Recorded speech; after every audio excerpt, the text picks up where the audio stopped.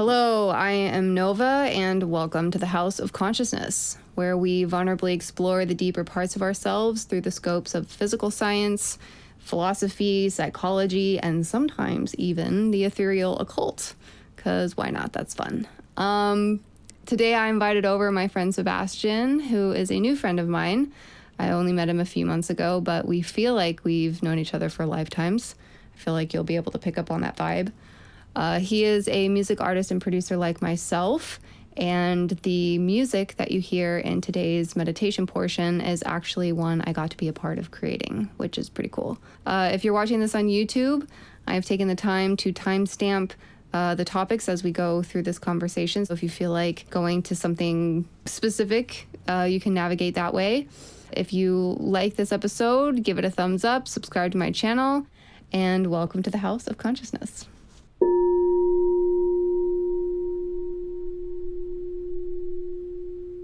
Well, now that I'm sweating, would you like to meditate? I'd love to.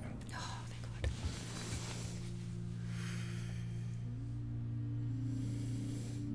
God. Breathing in, coming into the present moment, letting go of anything that was just happening or will be happening later today. Just breathing here, right now. Everything we need is right here.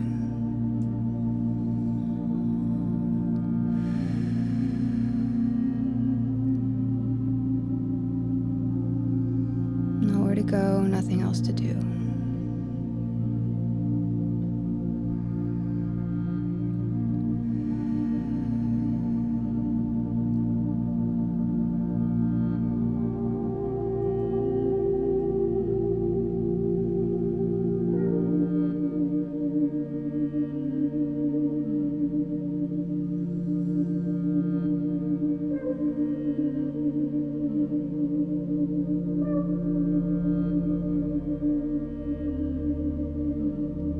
Feeling into the silence, feeling into the body,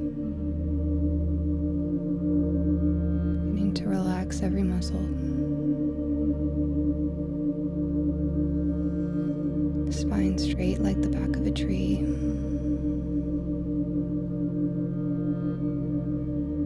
Rooting our energy into the ground.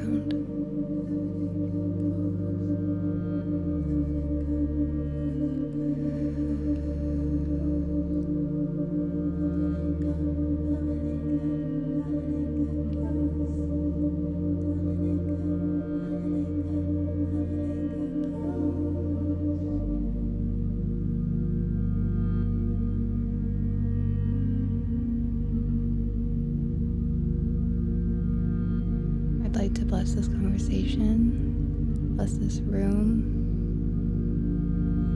Coming together as two minds flow effortlessly,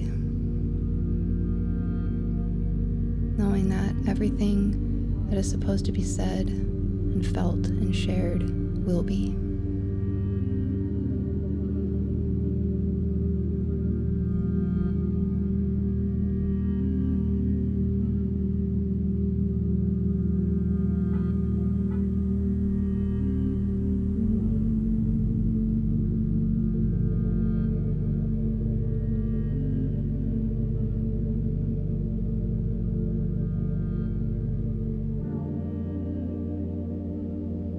So it is.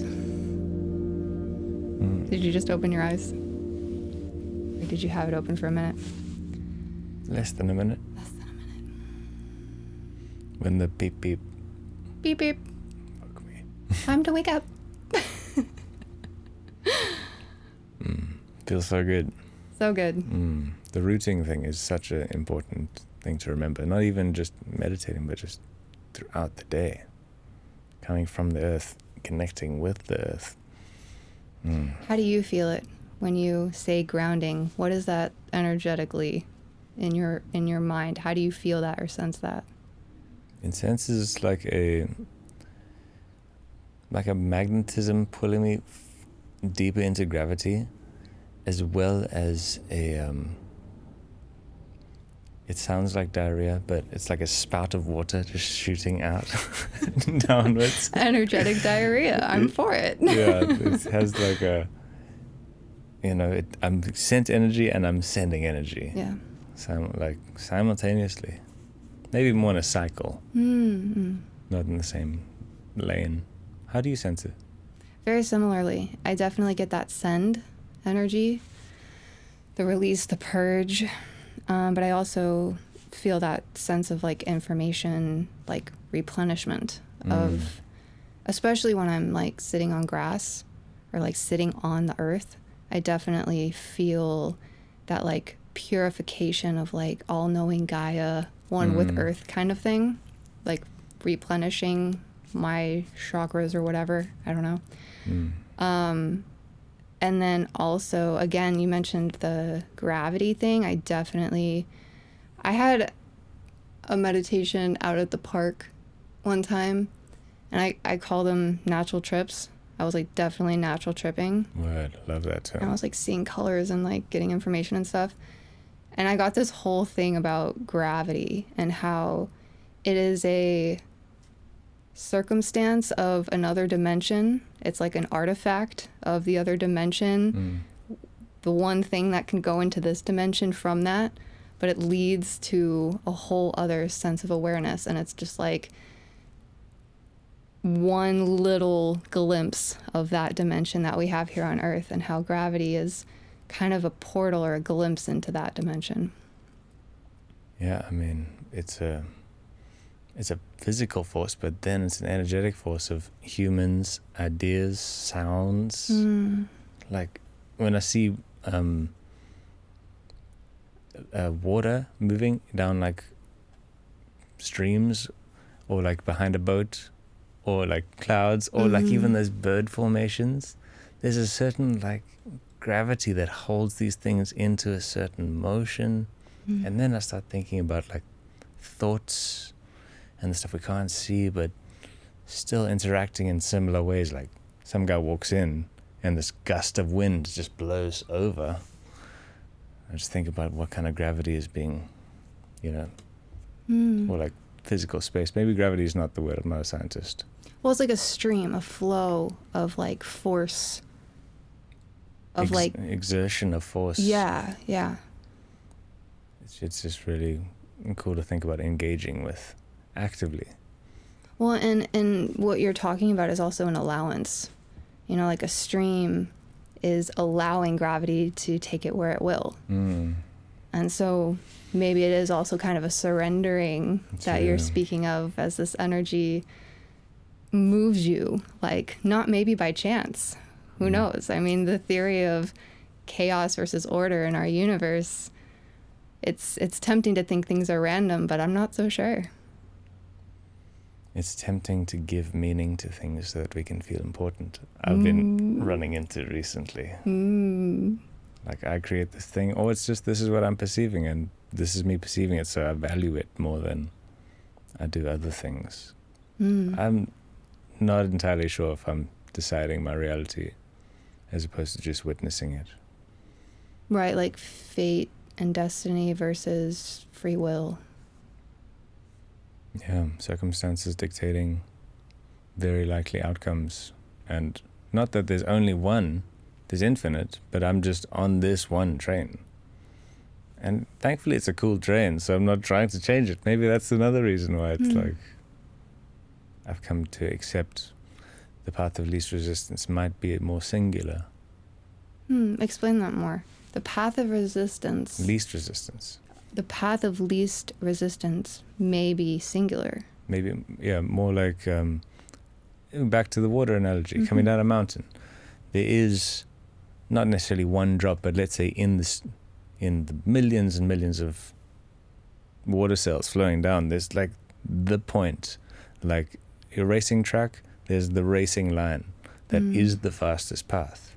If in this realm we're to move from birth to death, and then how do we do that with the least resistance? There is the one that is this, where Well, maybe the universe is efficient then. It's like, this is how we can get to from point A to point B easiest. Mm. And the more we fight with that and create resistance against that ease, maybe that's the root of every problem we have in life. Who knows? Yeah. For sure. I mean, maybe there is this point, but then you have all the other options on the track to go crashing off, to, try and fight against the stream. But the stream's gravity wants to pull us in this one way. This way that is... It seems speed is irrelevant, but it does seem the fastest way. Time does seem relative. Mm. It's kind of a perception thing rather than dictating outcomes. Mm. It seems separate from that. Yeah, the outcome is the expression of the point at which it's being experienced. Mm. Through time. Yeah, through this weird lens of time. Yeah. We need that as a container in order to experience, which is uncomfortable, to be honest, for me. I have always struggled with the concept of time. You don't even have a watch.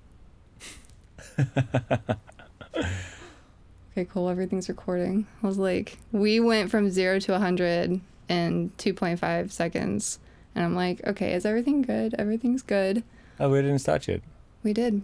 Oh, great. We're done. We're done. That's it. Have a nice life. Have a nice life.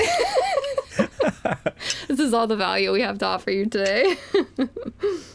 One of my favorite farewells is be well. Be well. Be well. What does that mean to you? Whatever you happen to choose and do, just be well. Exist well. Mm-hmm. I think a lot of the mystics always come to this all is well, all is well. It's like repeated twice. All is well, all is well. I think that's more in a universal broad context. I like your replacement with be because you're speaking to another human who maybe is doing or thinking or pushing or egoing, whatever. Just be well.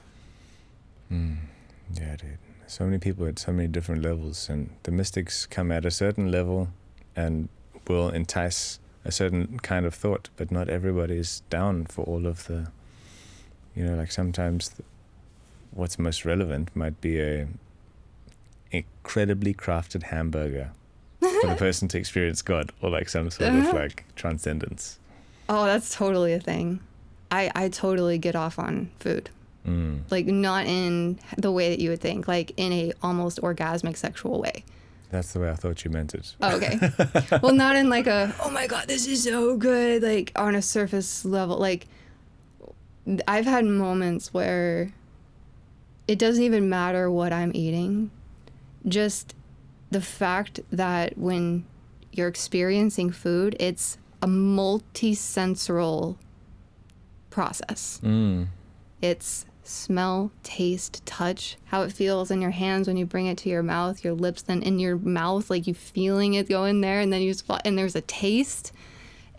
And you can see it. It's just it encompasses. I mean, maybe it makes a sound when you crunch, I guess. For sure. So it's a fully immersive experience eating. Right. And how often are we truly feeling every single dimension of that? Because it's kind of complex. When I'm fully experiencing it, I'm totally overly stimulated in fucking tofu or whatever it is. Yeah, and not to mention the environment you're in or the company you have when you're eating too. And then the broader sense of digestion, whatever thoughts we're having, conversations we're having, the movies we're watching, this is all the food we're having. But along the lines of the food thing, more specifically, a friend of mine was telling me this phrase, eat what you're eating. Yeah. Yeah. I just thought it was so cool. So simple. It's so simple and quirky, but when you really feel it, it's deep. Right. Yeah. I can, you can be in the scroll mid chow, I've finished the bag of popcorners before I know that I've even like acknowledged that I'm not hungry anymore. Yeah. Right. Like you kind of zone out, zombie out. You mentioned everything being kind of a food, like and this is a concept I was thinking about the other day that I wrote in my journal. I was like, are we creators consuming or creators creating? Because we are the created here to co-create, which is such a beautiful gift that I think the universe has given us, that we're not just victim to the things that happen to us around us. We're not only in a consumption mode, we're also in a creative mode. And I was like questioning myself. I'm like, how much am I just consuming rather than creating? And it's very easy to kind of go numb. I've noticed as a coping mechanism, I kind of shut off my ability to fully sense things or eat what I'm eating, if you will, to all degrees. Because it's just so overly stimulating, like, and sometimes not safe, like people's words, or, it's noisy outside from where I am. And it's like, you have to kind of shut that off. And I've noticed that when I'm in a safe place, I'm relearning how to sense again because it is very easy to shut off and kind of go in a zombie mode of not wanting to sense because life is threatening. There's a lot of things that like want to come in that don't feel good. And I think we learn that from an early age to kind of be in defense mode rather than allowing all these senses to be. And I've had to reprogram that in myself. Yeah, coming back to the point of stillness so that you can fully engage when you need to eat versus when when the expression has to come through, you have to communicate something. It's a good reminder. Because without that stillness, then you act from the place of numbness, you act irrationally, you say things you don't mean. I wonder, do you feel it's better to not say something that you're not fully conscious of? Or to, shoot from the hip, and maybe that is a version of you.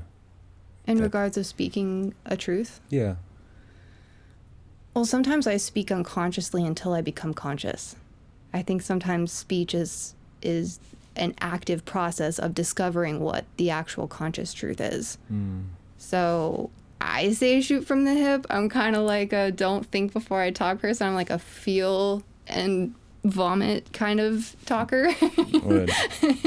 So I find that even if I start in an unconscious place, I will find my center through navigating the bullshit and just like speaking with the permission to change my mind. Be like, you know what, 5 minutes ago when I said that, I didn't mean that. This is what I really mean. Right. And like giving myself some forgiveness and leeway to say the bullshit first. Nice. How do you communicate? Where does it come from for you? Because for me, it's always like the emotion. It's like, it comes from my gut. I've been encountering it recently that I've become quite agitated in specific conversation settings. And everything just slows super down.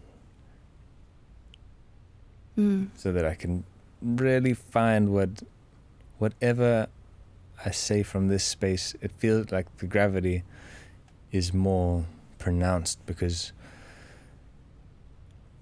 in this specific setting there's like a not this setting, but in that setting of that one set of conversations, there's a potential sharpness that can come with the cutting of truth.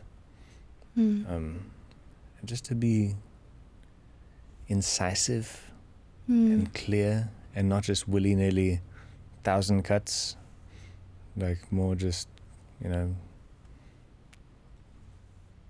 as clear as possible, to not add any. maybe it's it has to do with the component of the two people, me and this other person, and how it feels for that situation. But I do notice that when I get angry or frustrated, that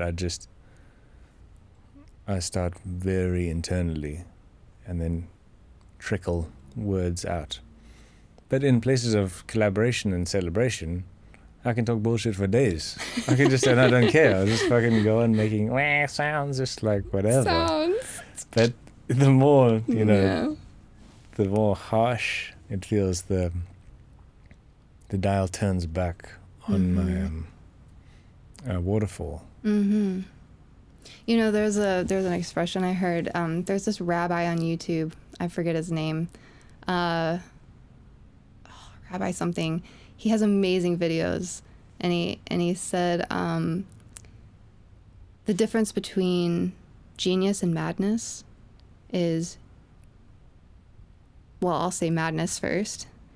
Madness is just gushing, the dam broke, all the water's coming out, all of every thought of consciousness, and just like the connection of being tapped in to everything is just flooding, and it's uncontrollable. And then genius is being able to just drip out the little bits of knowledge in a controlled kind of way. And that's the image that I got when you were talking about how you speak and like can turn the dial down, is letting that stream, pointing the scope of that stream to what you intend, like very intentionally just dripping out, almost curating the perfect, not perfect, I mean, just intentional words for it, instead of just letting it rip, which is a thing for me. And not, I think I've learned how to like widen and close the scope at different times. But it's interesting also in the context of consciousness, because it's very easy, I think, at least for me, as I've explored different parts of my consciousness, for it to get out of control. And almost, I feel I have walked the line of madness at times, where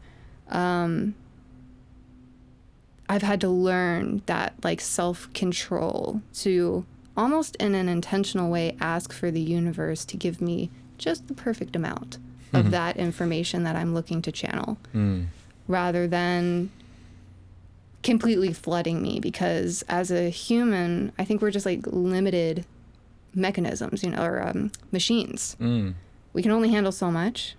And so I think it's important to ask, when connecting with the universe, hey, I want this answer, but give me just exactly what I'm ready for. Because otherwise we then don't know how to act from it, to use it in our practical everyday lives. It's just like too ethereal or too whatever. Infinite possibilities. And that asking is so cool.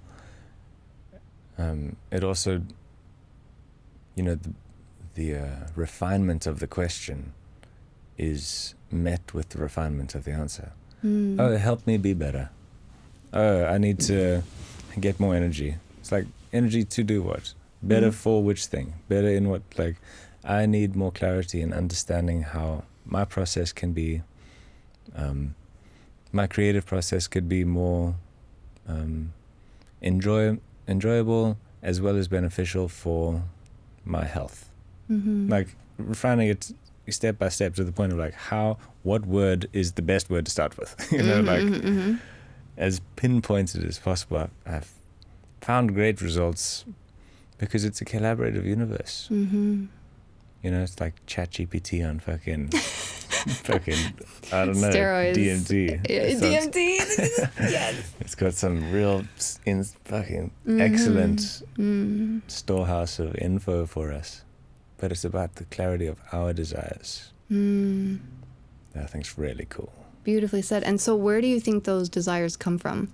Because I've felt challenge here, where it's like, is it my ego desiring this? Is this my mom in my head desiring this? Or is it a soul thing, a God thing? Where do our unique desires come from? The best I can understand it is that this physical body is a filter made up of the components of our past, what's in our bloodline.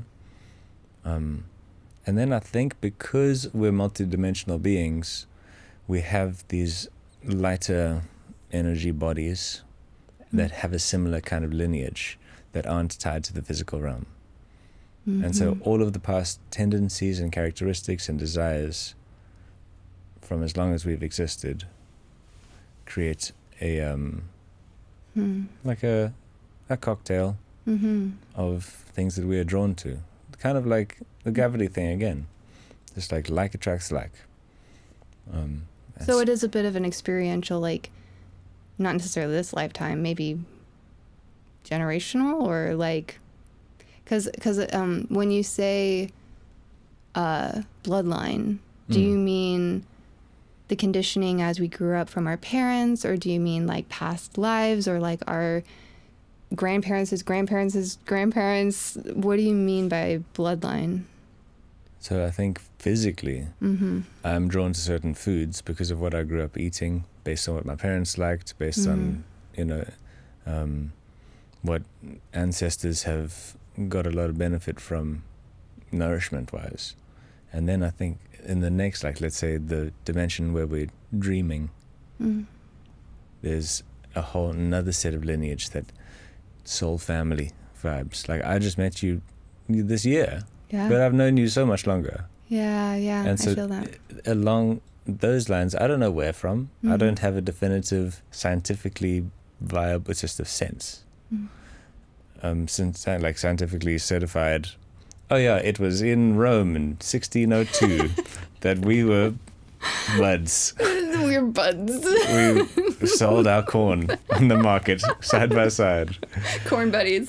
So corny. I love it. I love it. But we can, whatever's relevant and will present itself. And it almost, I don't even mind where it comes from. I don't need to know, other than it feels good. And so I think from all of these places, I think comes this tendency to be drawn to certain ideas.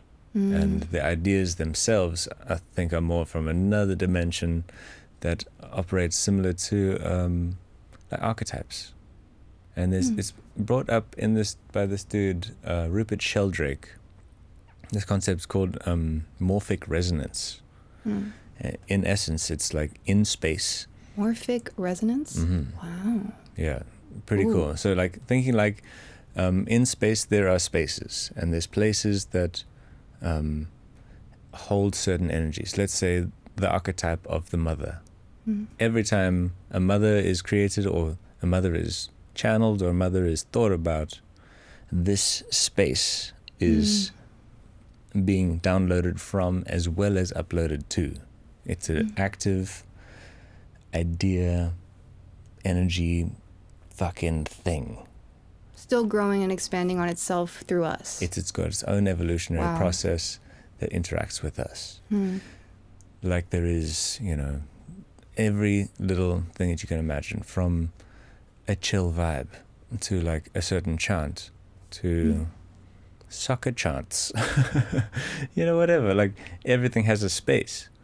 And so in these places, we're either drawn to them or they're drawn to us. And then, it kind of equips us to be receptive to certain things that excite us most, so that we can bring them into physical existence.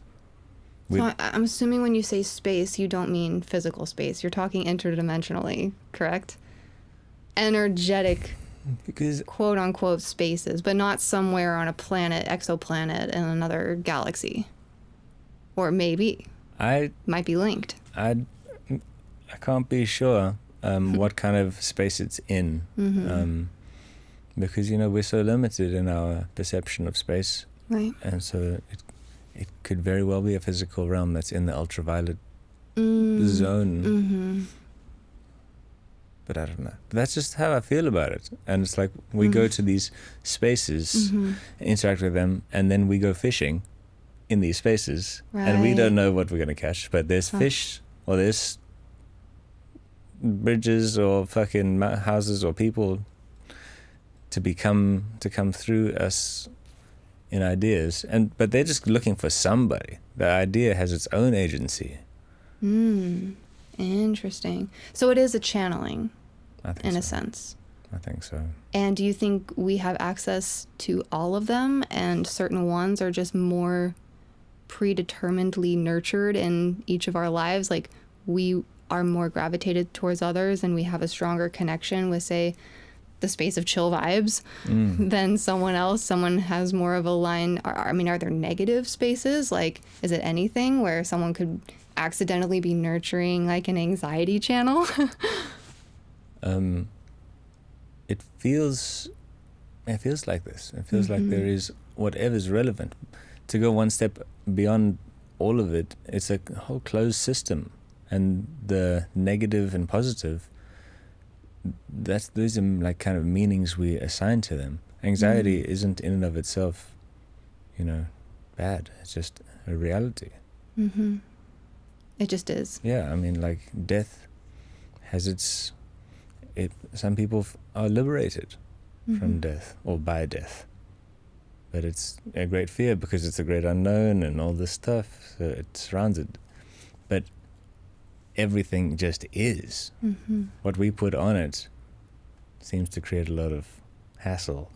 Hassle? Hassle. Yeah. Well, and that's condition based, right? The society that we grow up in, or the parents we have, they tell us certain things are good or bad. We're kind of trained into believing things are positive or negative. And the slot experiment has determined it's both, Man. They were asking if light is a particle or a wave. The answer isn't what their device was programmed to figure out. Their device was programmed to go one or the other. And they didn't leave the option or the answer for and. Wow. The dial couldn't be on both at the same time, but it was. Oh, damn. And so they thought it was just random because it would just hit on one or the other. And it also has to be observed. There's a whole other layer of the experiment where it's like the light wasn't traveling, it just showed up when it needed to be measured, which we are measuring tools, so it's like light shows up when it can be observed. Fascinating stuff. But cool. It definitely does, to me, I think science is like the younger, slower brother to mysticism. I think like we've always been talking about these truths, but science is finally like, oh yeah, it's both. It's neutral. It's a dualistic paradox. And beautiful. I mean, I find such peace in that knowledge that I was never told growing up, It only spread more and more.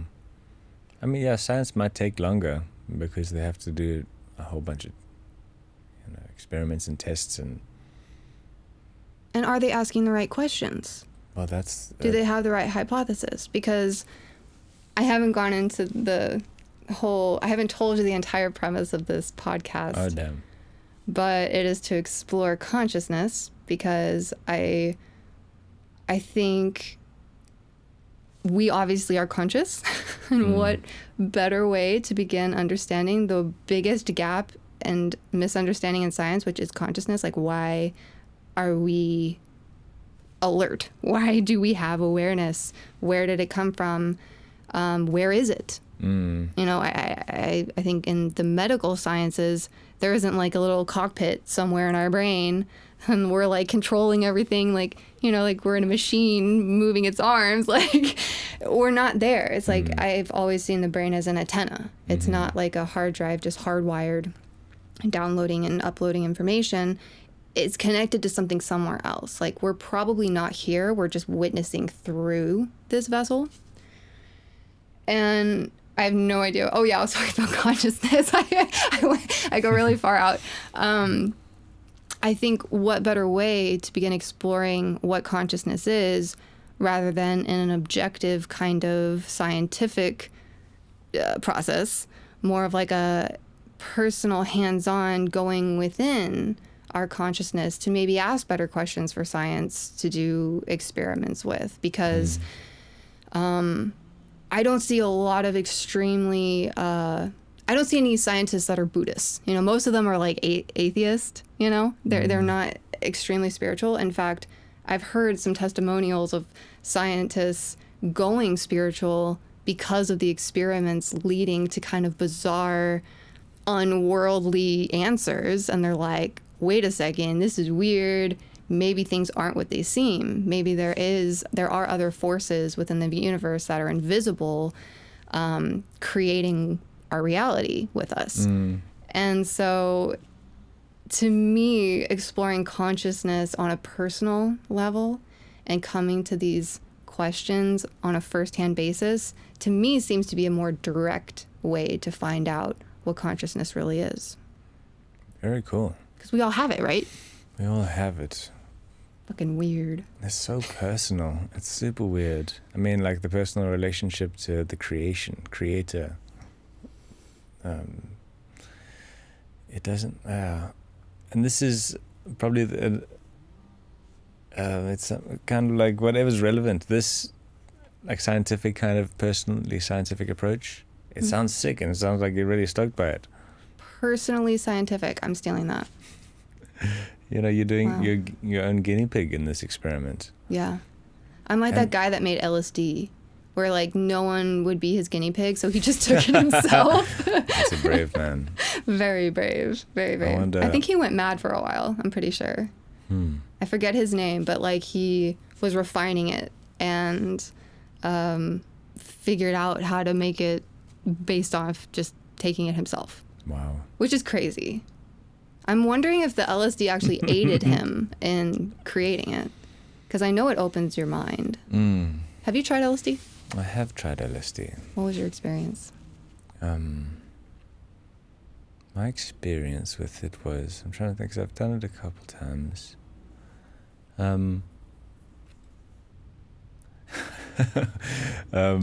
There was one time I did it. Wow, I can't believe it didn't come to me immediately. I'm kind of grateful because it was honestly a bit of a traumatic one. I'll start with a soft one. Oh no. No, actually, see, I've done it 3 times. Okay. The first time I did it was with a really good friend, and we ended up going to a party, and it was like this strange projection onto my reality, whatever I was feeling. And so it looked like everybody was crying. Like they all had Instagram filters or like... Yeah, exactly. That was a part of it. And then it was very noisy because the party, they were playing like really heavy rock music. And so I was just like, this is super odd. I don't know about this. So leaving this scene felt great, super chill. And then we went to go play some music. It was just guitar and drums. We played for like 4 or 5 hours. Oof, long time. And it was a process of rediscovery of sound itself and melding. It just was like I could give a representation to immediate feelings. It is such a wonderfully like a wonderful dance. It was insane. I had so much energy. So I've tried mushrooms, and for me that was an experience of like deeply being able to see into things and understand things on an energetic level. But I don't know if I got the feeling thing like that. It sounds like it was very much rooted in emotion for you. I think because I've had mushroom experiences playing music, and there's something about just a single pointed focus that music can provide, as well as just meditating. But you're moving with the meditation and music, and then having the additional kind of heightened senses because of chemical Psilocybin with DMT. exploding. Well, LSD for those, but yeah. Yeah. But you know, I think they honestly all lead to the same place. But ultimately, deep concentration leads to the same place, and relaxation, that allowance. Because I've had these same experiences totally sober, meditating. So you natural trip too? For real. And those... So exciting. And it's more exciting to me to do it, to have the natural tap, because it's always available. But I don't have it on... You don't just go to the... You can't... Currently, I don't have the ability to just tap in and it's like... But then it's like... Then I'm thinking, is it relevant for me to do this? Why do I want to do this right now? Is it like some sort of party trick? Escapism, potentially. Is it my ego telling me like, oh, this means you're evolved now, you can do this? It's like, whenever it's relevant, it comes through. Yeah. And giving more into that. But then it does require more discipline and getting my life in order and eating clean and meditating regularly, removing stress where possible, so that I can be as open for it to come through. But the music itself has its own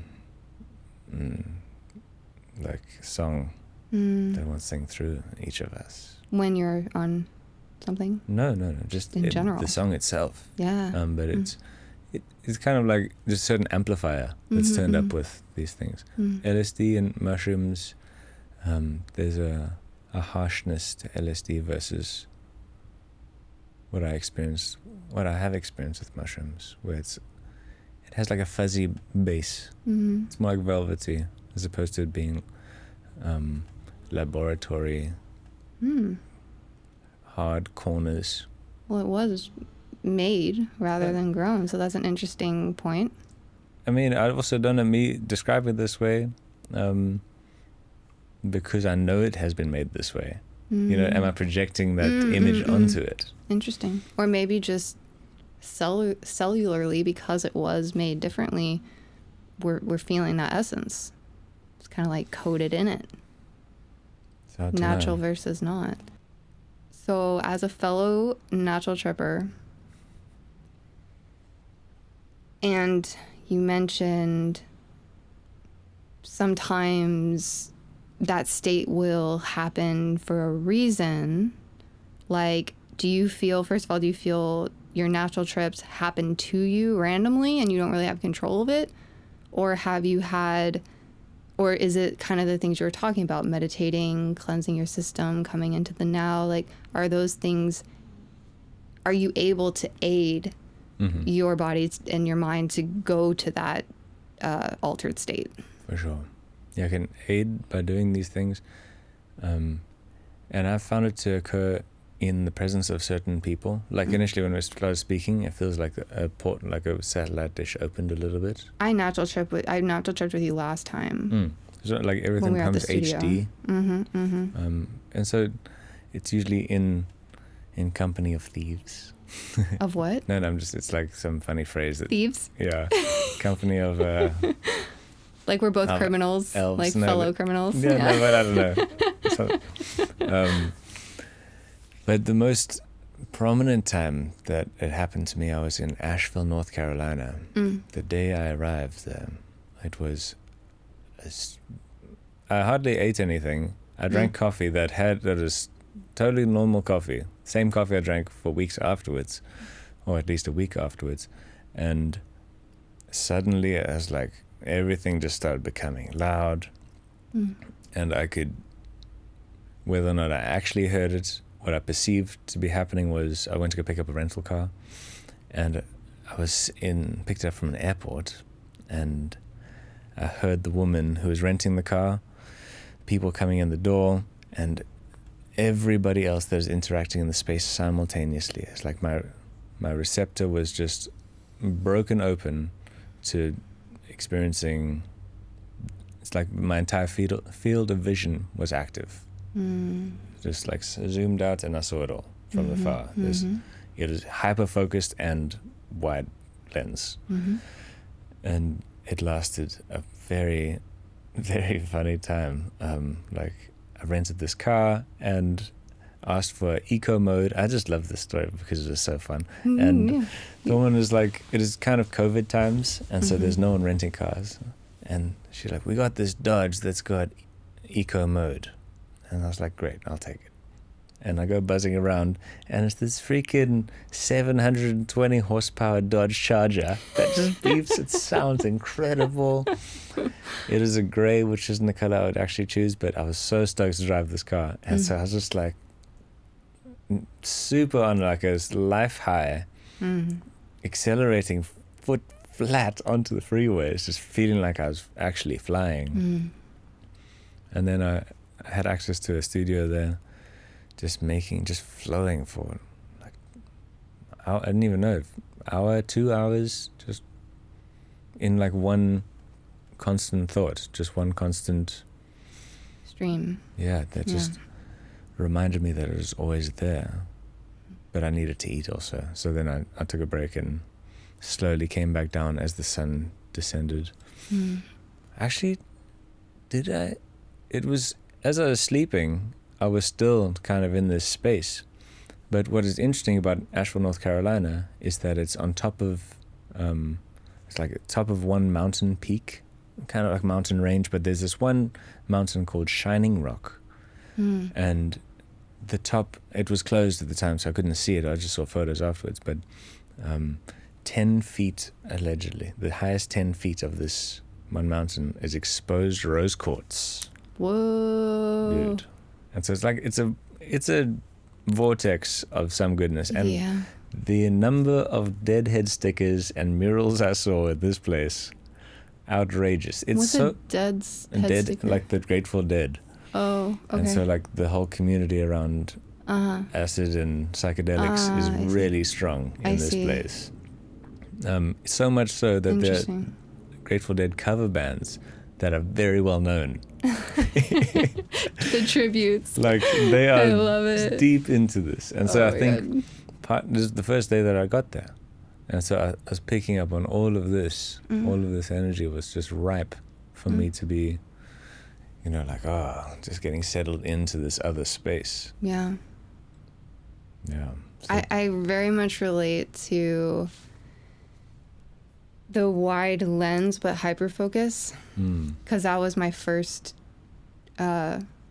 mushroom trip. So my first mushroom trip is kind of a funny story because I had been planning it for years. Like, I had never taken any drugs in my entire life. This was last year. I took drugs for the first time. I'd never tried weed, nothing. And so it was a very intentional, thought out thing. Like I had my trip sitter. I went to a field. I was like sitting and meditating. I had my little journal of all my questions I wanted to ask the universe. Like I was prepared. And so I had just done all this breath work and I was waiting for it to kick in.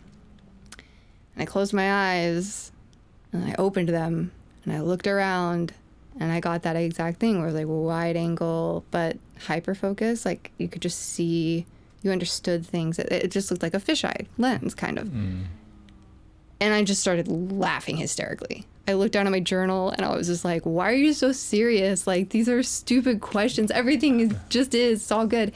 And the reason why it was so hilarious to me was because it validated that I had been natural tripping my whole life. Like, because I had told my friends this and they were like, oh yeah, sure. Like take something real and we'll see about that. And I'm like, no, this is the exact feeling I get. So I don't know if I have like more DMT in my brain naturally or like why I've had these experiences, but although heightened on mushrooms, I would say, like you're saying, we're going to the same place, and that can be self-induced is so fascinating to me. For sure. And what's the use of that?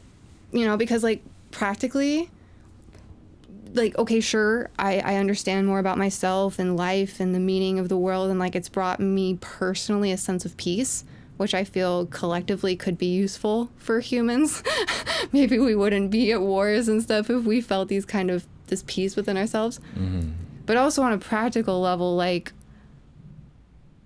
maybe I question if maybe the world that we've created just doesn't it doesn't utilize these parts of our brains. Like, we've constructed a world based on lower levels of consciousness. But if we were to construct a different kind of world, maybe these parts of our brains that we're tapping into as kind of like frivolous woo-woo trips, would actually be quite useful. Like, we would need those parts of our brains in normal everyday society. I don't know, just a thought. They're not there for no reason, I'd assume. Yeah, I mean, maybe with the aid of AI, we won't need to do as many jobs. But yeah, the linear thought factor, it's hard to keep in check. It's hard to be really, following a set plan, like building Lego, let's say. It's like step 1, step 2, step 3. It's like all of these things become much more abstracted. And so maybe in the ideation stage, it could be more useful as a practical use. But again, I don't propose to people to, that everyone needs trip. I've found benefit from it, but everyone's got their own medicine. Everyone has their own needs, and some people with psychiatric issues, and all these different components. Even though, some tests have come out to show that it is beneficial for treating certain conditions.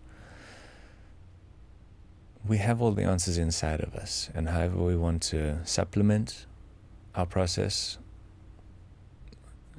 I think we have access to, but it requires the stillness. I think, as the starting point.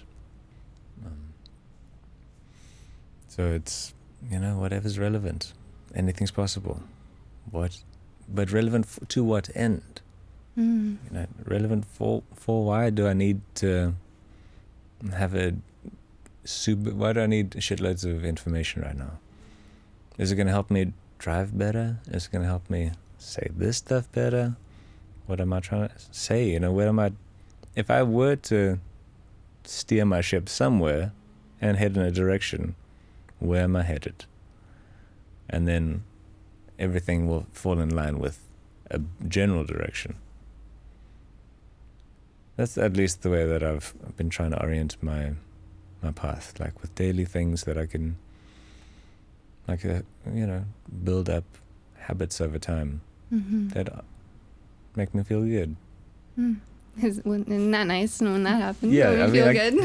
For real. And, the better I feel, the better I can be around other people and serve and share and love. Just be useful. Yeah. Because, if you're tired, run down, scared, stressed, I'm not useful to myself nor anyone. Maybe I'm useful to a shrink because I can give them money. Yeah, I don't know. I resonate with that. Where am I steering your ship? Where do you like to steer your ship? Oh, God, that's a good question. Well, I very much agree with you that none of my trips have been frivolous. They've always provided information from the universe that I very much needed in order to either reevaluate a part of my life, heal a wound that was limiting me or blocking me in some way, revealing other parts of myself that was like previously hidden to me, just learning who I am and where I should be going. I mean, in a lot of senses, my trips have been big wake-up calls. Not always, while in them, it's been quite, some of them are kind of like bliss and in this ecstasy of like feeling and understanding, and it is kind of, it can be pretty, but some of my trips have been extremely ugly. Like, the parts of myself that has been repressed or shunned or I have shamed into the back closet. It's a very ugly process reintegrating these parts that I have shunned my whole life because of, let's say, parents saying, no, that part of your personality is inconvenient for me, child. So put that in a little box, and I don't ever want to see that again, or you're going to be in trouble. And of course, as children, we want to appease our parents, and we want to be good. We are trained to be good.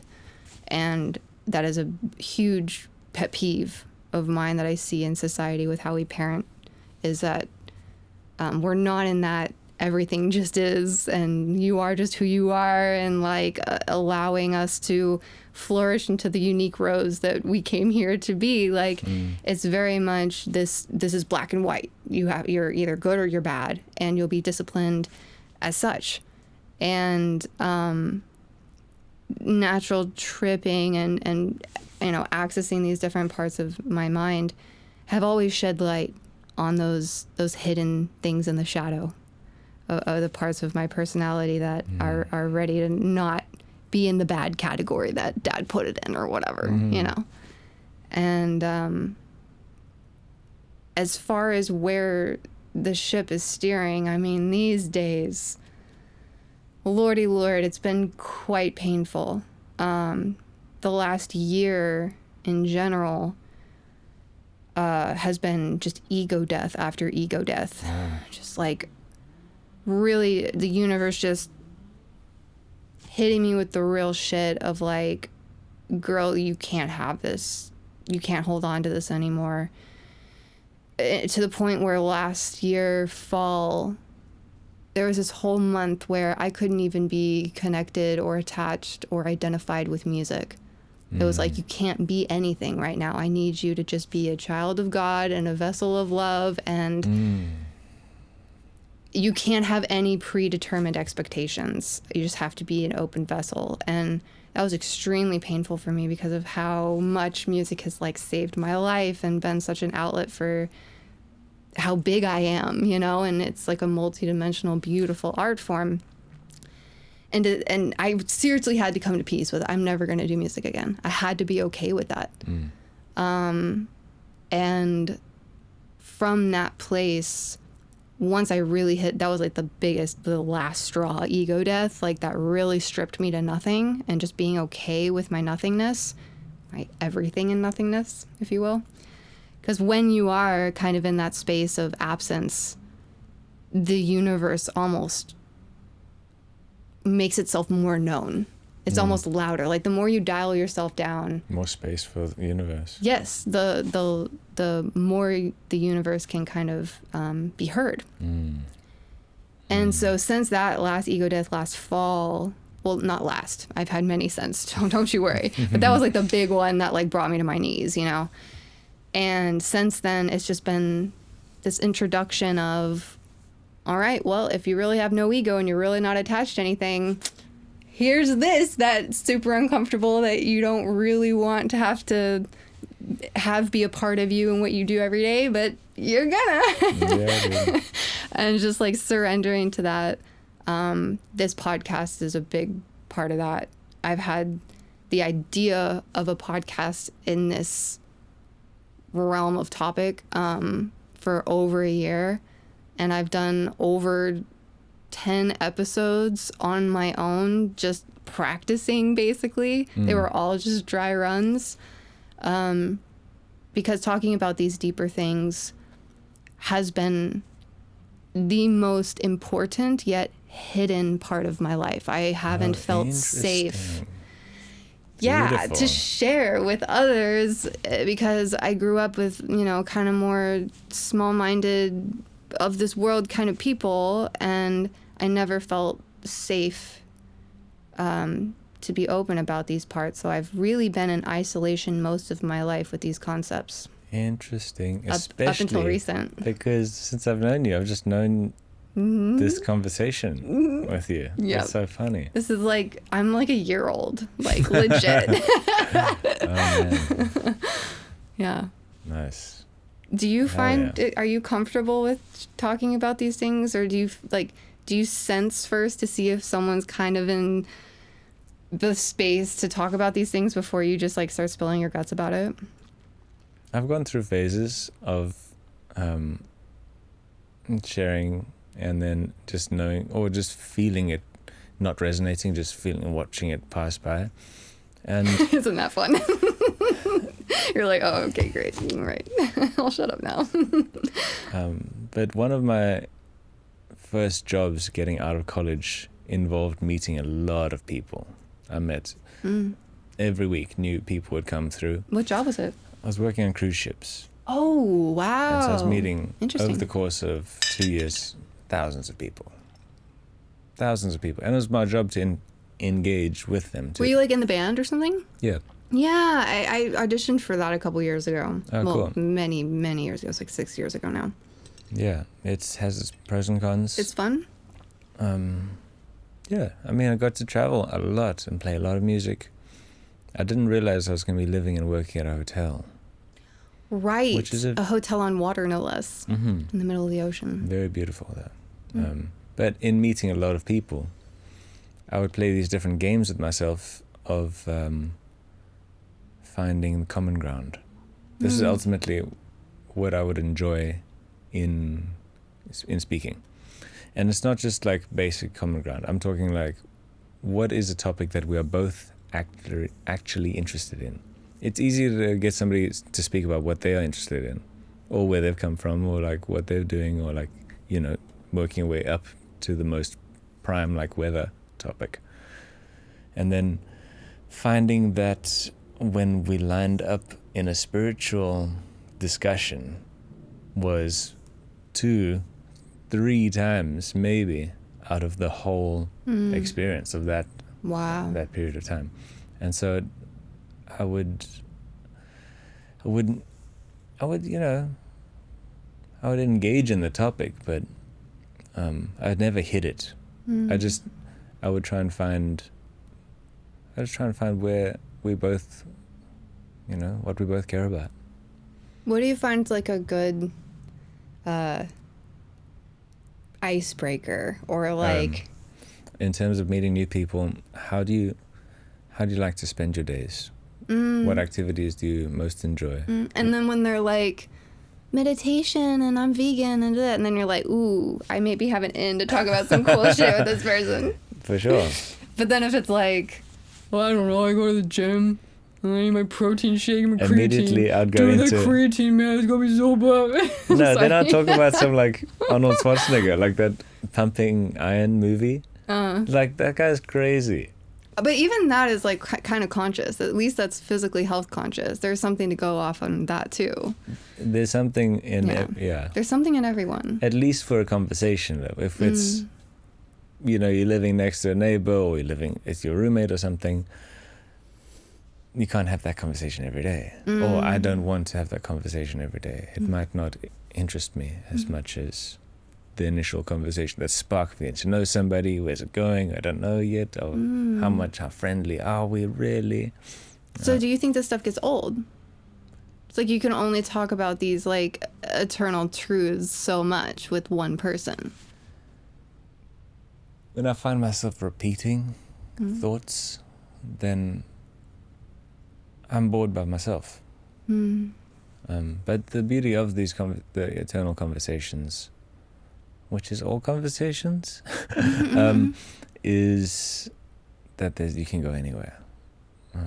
And so I don't often get bored, but sometimes I just don't feel like going there. Because it's more of like I find these conversations can be slightly draining. I mean, we're just like really our whole being is being brought forth into them.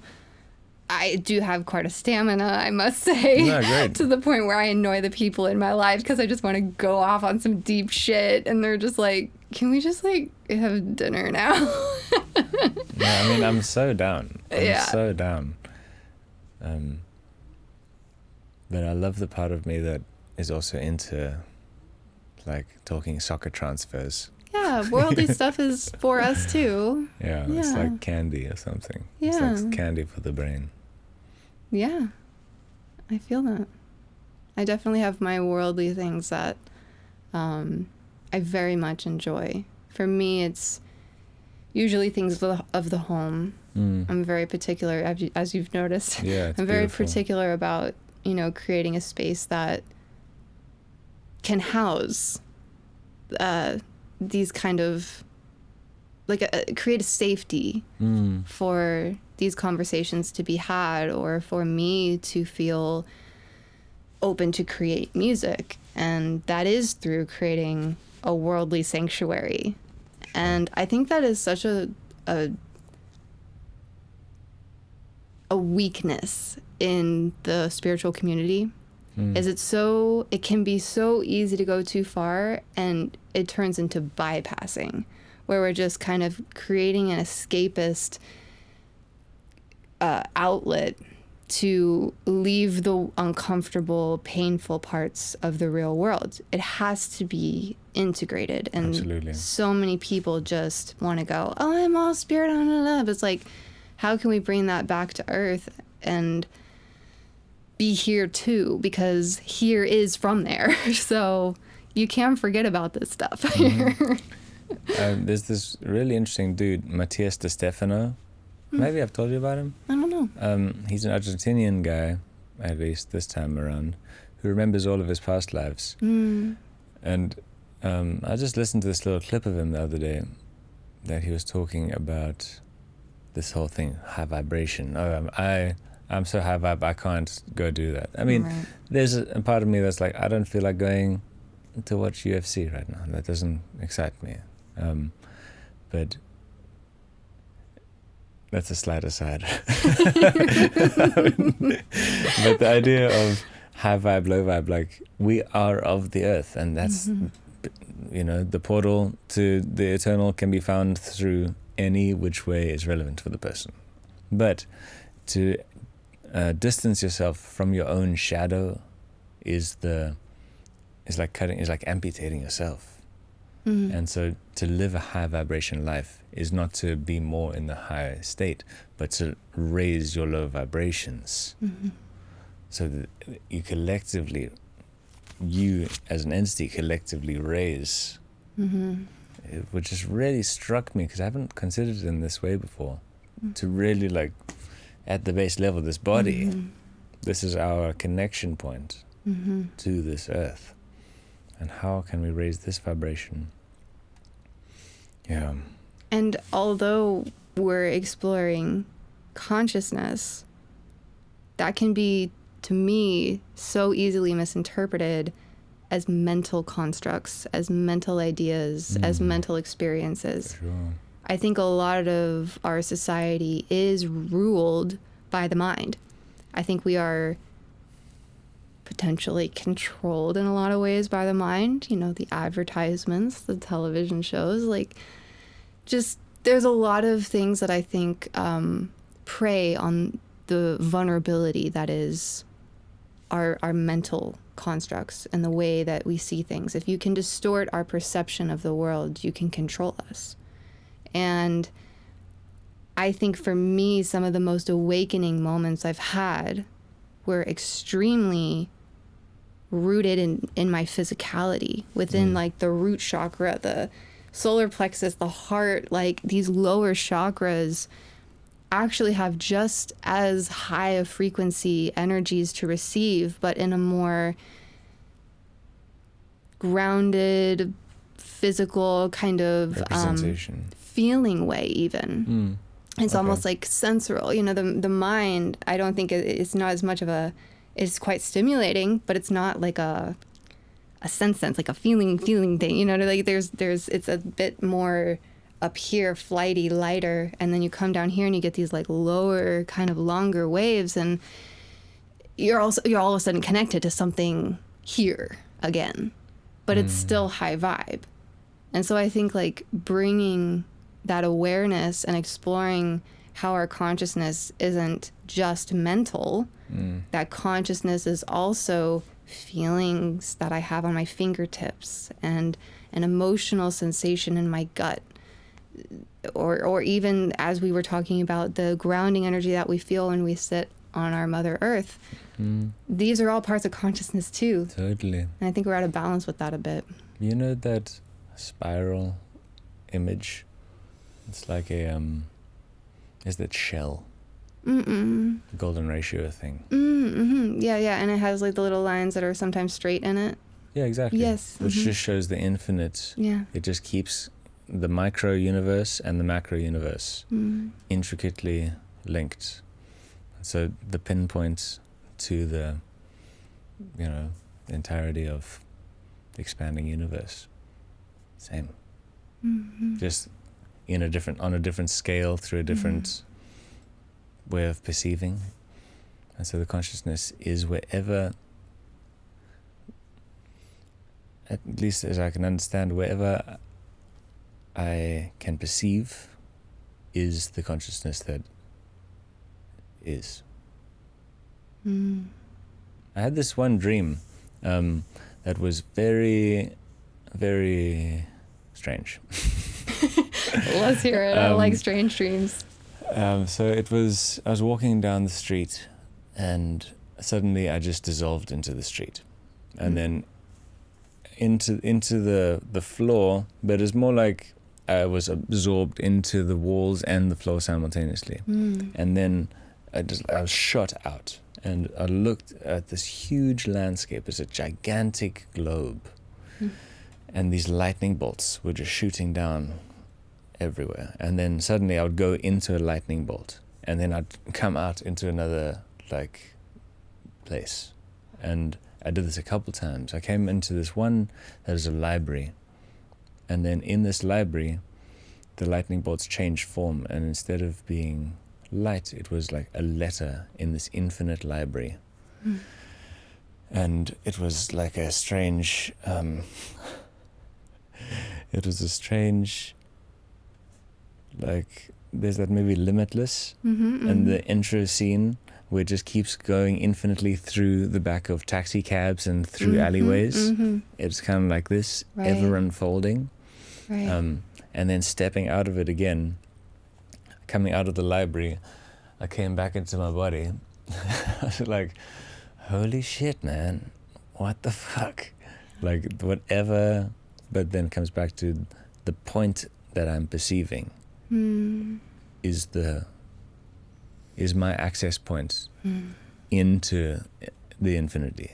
It's the infinite access point. Which is, let's say, here in the real world is you, this singularity here, no? Wherever my consciousness is present. Wow. So the portal is everywhere then? Wherever your consciousness is present. Holy crap. Because it's, let's say, when you're dreaming, right? It could be any time and space. It could be any shape and form.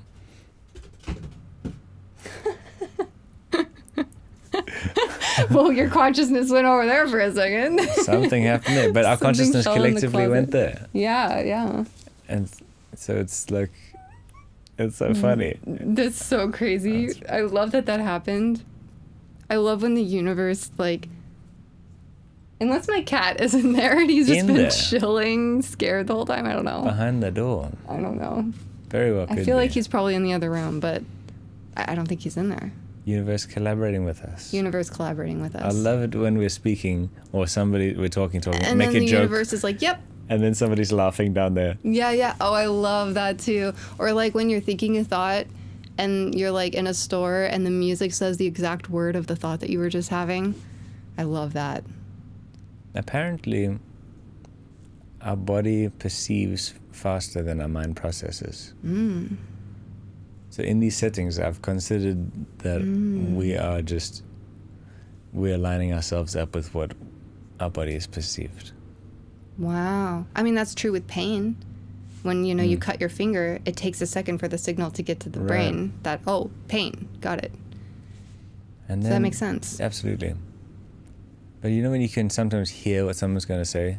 And it's like maybe filling in with like potential things that could be said. I wonder about how much we're actually hearing what is being projected, versus our own like expectation. I like the idea that we're hearing it. I mean, honestly, I very much resonate with that because, like, in situations like this, I feel that we're tapping into a collective cloud. Like, because there have been times where it's not predictable, where what I was thinking or what was going to be said next, but somehow the other person, like I've had literal topic changes in my mind where I'm about to say, oh, by the way, how's your grandpa? Just randomly. And then the person will be like, by the way, I wanted to tell you about my grandpa before I can say that. Exactly. It's like on a topic change, that cannot be based on expectation. That I feel we're probably, I don't know, hitching on the same ride of the wave. I don't know. For sure. We're like, we got our antenna out. The radio waves are out there. We just tune into them. Right. Speaking of waves, I want to show you. I mean, I know. Yes. Okay. Dude. I'm excited about this.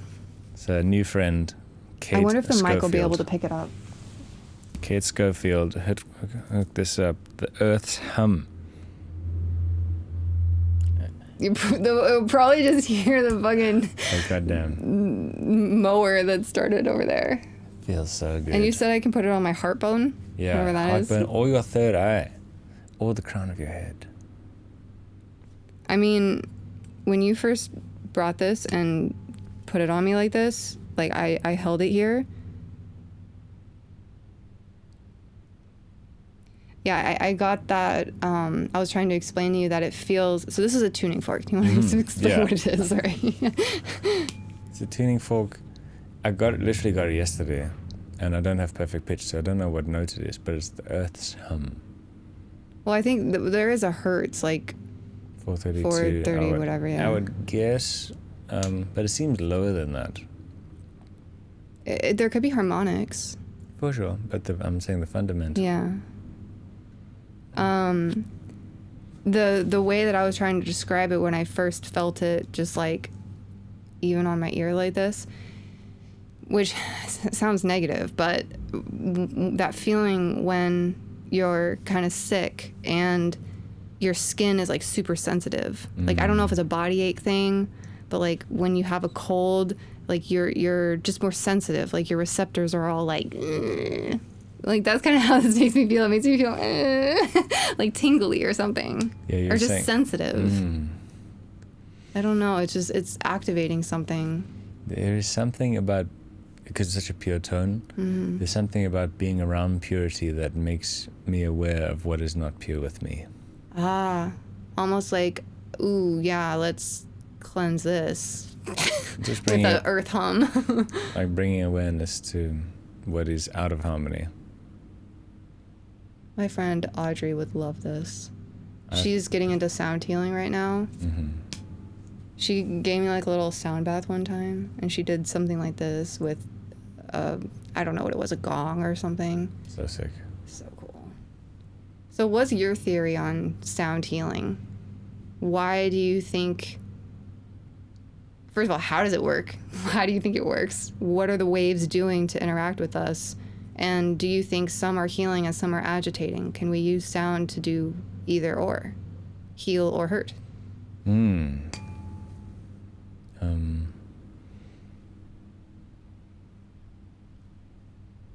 I think sound, pure tone sound, ones that harmonically are very rich, especially when played together, a couple. They're just beautiful to me, and that feeling is what I like to engage with a lot. And so I've discovered whatever feeling I'm experiencing in the music making process is encapsulated. I don't claim to know the effects because it's out of my control. Like, you make a song, some people think it's depressing, other people think it's very healing, agitating, like that's all within the beholder. But the tone itself, these vibrations are just existing, like the morphic resonance thing, but on a more literal basis. And yeah, the intent behind the sound maker just supercharges these already potent ingredients. So it could be intention-based again, kind of like what we were talking about with the things that we consume at the beginning. Nice little full circle. There was an experiment where a guy a scientist put bad intentions and hate into a cup of water, and then love and compassion and care into another, and then froze them, and the ice crystals were all fucked up on the hate one, and then like super pretty and like snowflake looking crystals. Yeah, I've heard about this study. The Imamoto did. But then a friend of mine... You remember the name? I never remember names. A friend of mine did this study, or he did a study with quinoa. And there was a third component, because Imamoto did all these things. The beakers with like love or despair or whatever, and then it would be snowflakes versus... I veer away from saying not beautiful because it has its own like incongruity, which is cool. But there were three glasses. So there's one that's like, fuck you, you're the worst, you dumb quinoa. And then it was like, I love this quinoa. This is the best quinoa. Oh my God, it's so cool. And then there was one in the middle, totally neglected. Oh, whoa. And lo and behold... That really hurt my heart. Lo and behold, the neglect was the one that deteriorated way worse than the one that received, because it got no attention. Wow. Indifference is actually the opposite of love. Well, isn't that kind of indicative of how children will sometimes go about getting bad attention because they just need attention, and their parents can't provide positive attention, so they're like, well, anything will do, I guess. That's so heartbreaking. For sure. I was going to ask you when we were making coffee out in another room, and I was like, wait, this is a good podcast question. What kind of parent do you see yourself being, if you do see yourself being one? I'm just curious as to your psychology, because I think parenting and raising children is the hardest thing to do on the planet. Obviously, we fucked it all up. It's very dynamic, juicy. I have the most of my friends. I've only got 2 or 3 that have babies now. But I just witnessed a couple with their newborn. They're like, you don't have a TV in their living room, and their child is their evening entertainment. They're still working, they're still doing their job, still very newborn, but they have a mom that lives nearby, and so there's a whole beautiful community that's just paying a lot of attention to the baby, giving a lot of care. Wow. And so this, for the initial years, I imagine doing something similar. Just, being a support.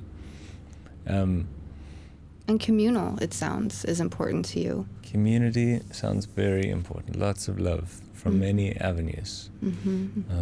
As independence grows, I would like to say that I'd be encouraging of free thought and disagreements, as long as as long as there's a basis.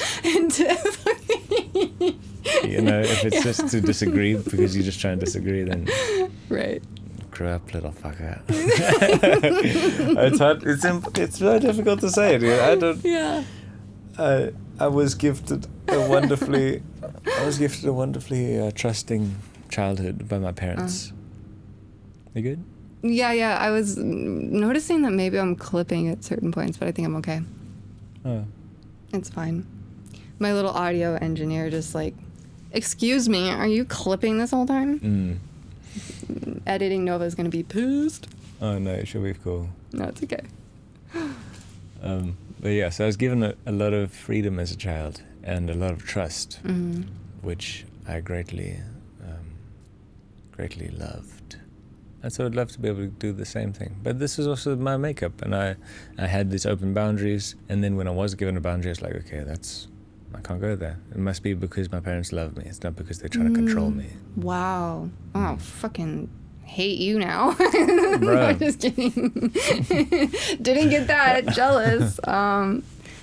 Yeah, wow. How? That sounds miraculous. That is cool. I'll take an order of that. Wow. How do you want to be a parent? Sorry, I didn't mean to say hate you. No, that's Your so eyes good. were like, holy shit. No, I just, I want to do what my parents didn't, you know. I had the extremes. My dad was very neglecting, and my mom was kind of helicopter meshing, kind of, you know, didn't understand the separation between her and me. Lack of boundary. And so as I've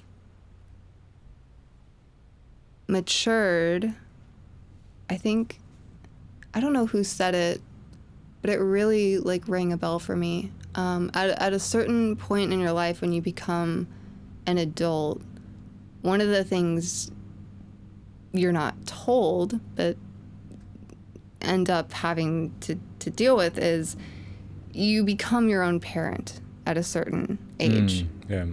And I wasn't ever conscious of this. And so I ended up kind of parenting myself as an adult in the dysfunctional ways that I was parented from my parents. And just recently I heard that and I was like, whoa, over the years I have been editing and healing the way in which I parent myself, because we really are all our own caretakers. And when I think of it that way, I want to treat my child like I would myself. And right now I feel I'm in this place in my life where I'm learning how to treat myself well, how to love myself. And I've gotten very close with a friend of mine, and I was telling them, the more I love you, the more I realize how dysfunctional my love is for myself.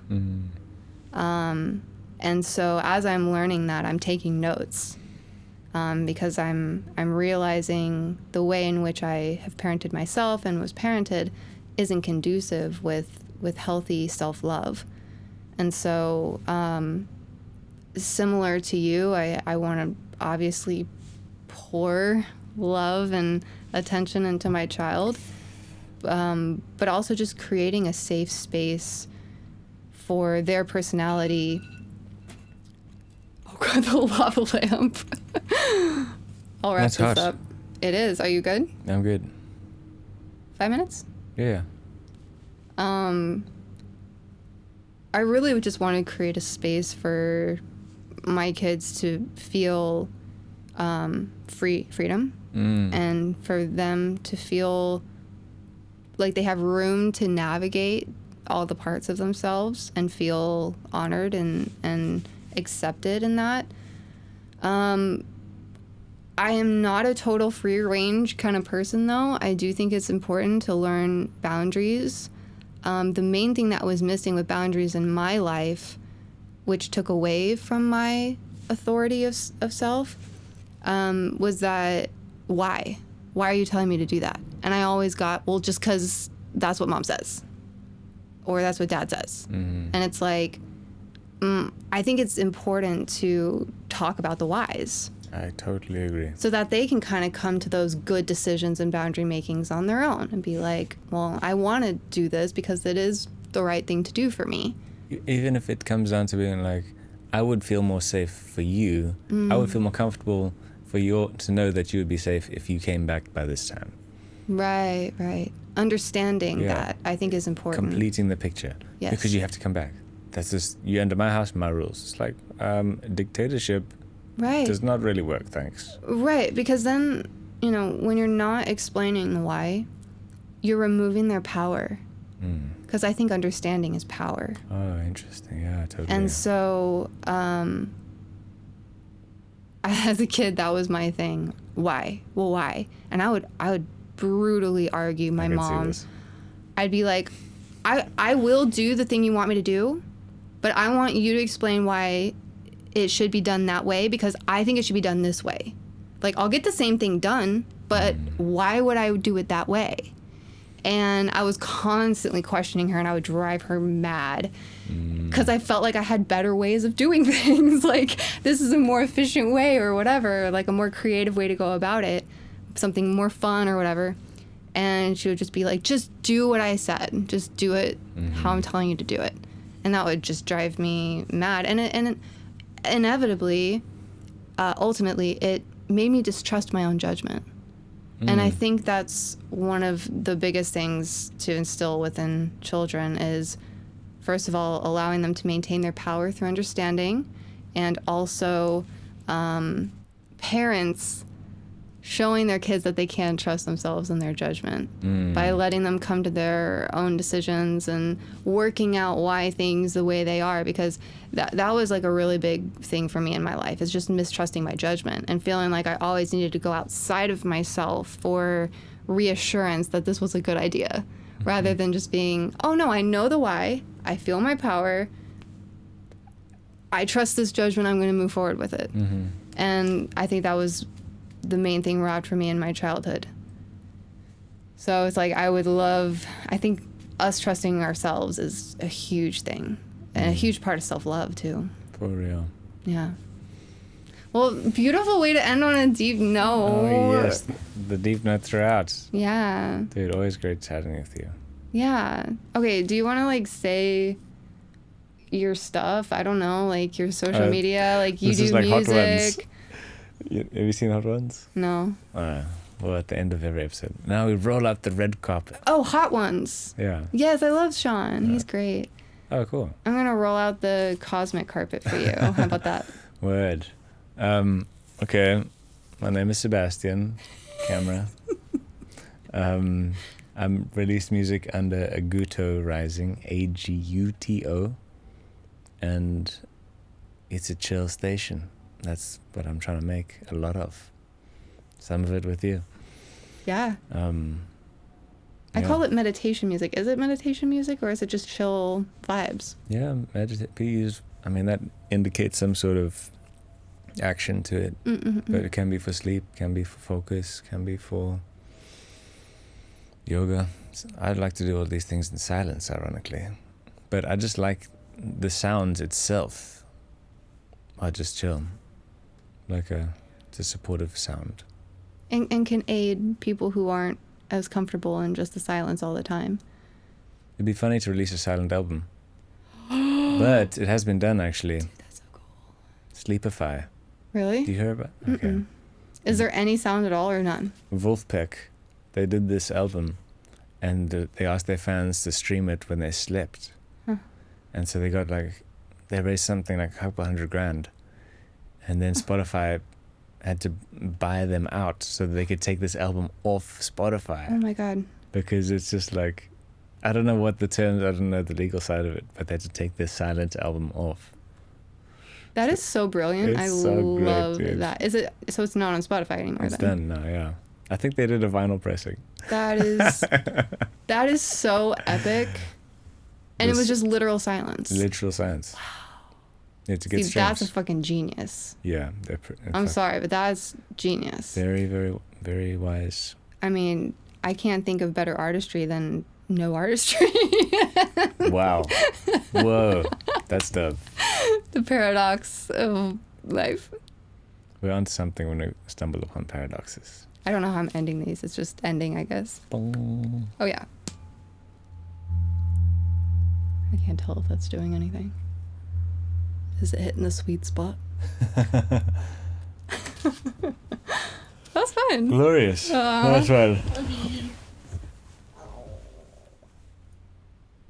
Yeah, well, super cool. Super fun. I love it. Wow. Teleportational. Hey, I didn't do my accent once. I'm proud of myself.